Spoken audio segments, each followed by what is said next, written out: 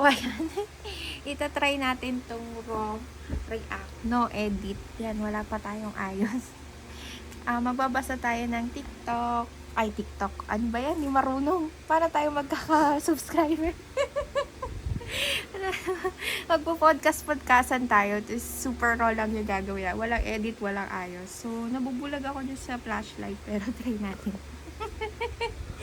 So, yung mga mahilig mag-Reddit dyan, meron ditong subreddit na ako ba yung gago? ABYJ. Sa mga hindi nakakalam. ABYJ. So, magbabasa tayo, tapos magre-react-react lang tayo. Try lang natin to, girl. So, yun. ABYJ kasi hindi ko gusto lagi makipag sabi niya. I-29F. So, babae siya. Have been living with my partner. Paano hindi tayo marunong basa? 30M for almost a year now. First few months together sa bahay, okay naman. In terms of sex life, mataas libido niya.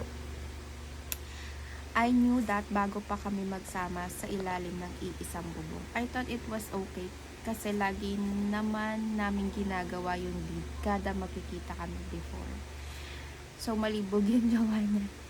But things change sa akin, I guess. Siguro kasi lagi akong pagod. I work 2 jobs, 9 a.m. to 5 p.m. and 9 p.m. to 5 a.m. So, full-time siya.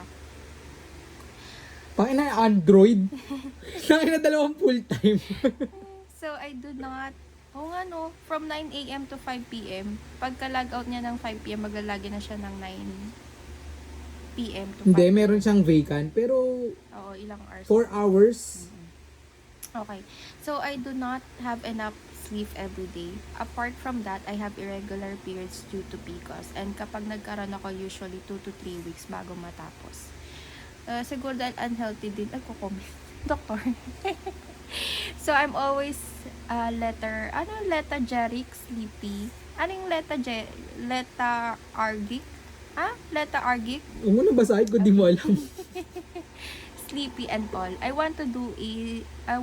And all I want to do in my free time is rest. Tama naman. The issue is, nagtatampo siya madalas kasi pag hindi ako pumapayag na mag-sex kami, we talk about hindi marunong magbasa ng period.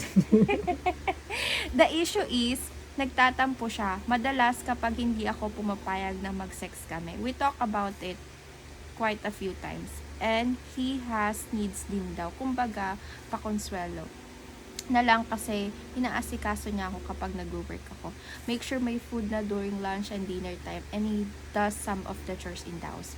I appreciate the things he does for me, pero pagod na pagod talaga ako lagi, and I can bring myself to do anything spicy anymore, or at least not all times. He's asking for it, which is almost every day.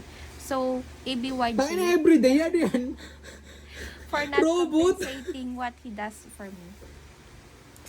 So, bago tayo comment, magbasa muna tayo ng mga Sabi dito, hindi ikaw yung gago, pero hindi din siya gago. Normal lang yung needs niya, talaga magtatampo siya. Pero hindi ibig sabihin, kaya niya ginagawa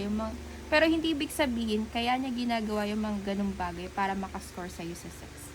Sabi ni OP, I agree, I understand he needs it more than I do. Siguro yun lang ang naging off for me, that he said it's way to compensate for what he does for me. Isn't what he was doing. Working my ass off 16 hours a day enough? I mean, what I do pays for our bills. So, yun lang yung, kasi bagong post pa to So, 1 hour ago. Kaya walang masyadong 2 hours. Okay. So, mag-a-advise. For as a married people, ayoko na nga, pero yun, natapusin na natin to. So, as a married woman, for me, maganda yung may schedule kayong magjowa. So, para hindi ka na magkakagulatan, di ba?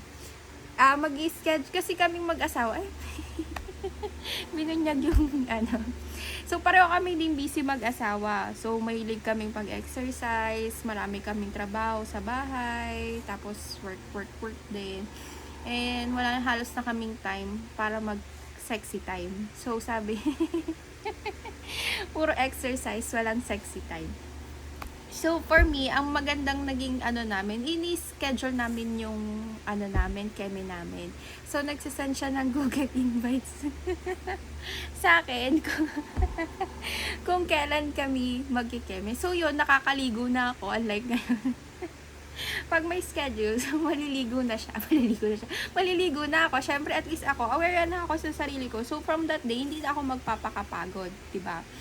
So, ready ko na yung pokella ko para sa gagawin namin.